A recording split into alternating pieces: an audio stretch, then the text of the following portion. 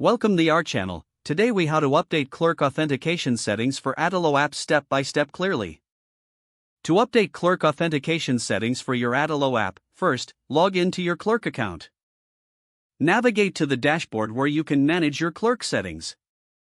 Locate the Settings tab in the left sidebar. Click on Settings to view your current authentication configurations. In this section, you will see options for authentication methods. Choose the authentication method you wish to update.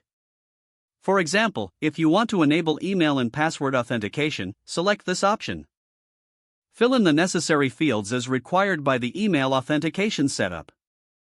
Next, configure any additional settings, such as email templates or password policies. After making your selections, remember to save your changes. Now, head over to your Adalo account. Open the app you want to configure with Clerk. Go to the External Collections section from the left menu. Click on Add Collection and select API. In the API configuration window, enter the necessary Clerk API details.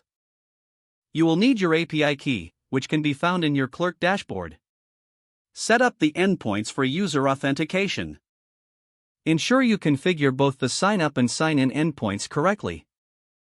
Once done, proceed to map the response fields to the corresponding user properties in Adalo.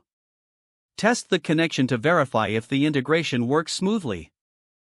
Take note of any error messages that may indicate issues with the configuration. If everything looks good, click the Save button to finalize your API collection setup. Next, create or update the relevant screens in your Adalo app to include authentication flows.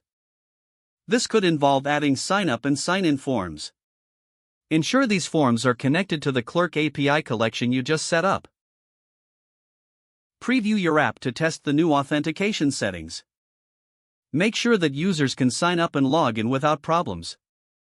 Finally, review all settings again to confirm everything is correctly configured.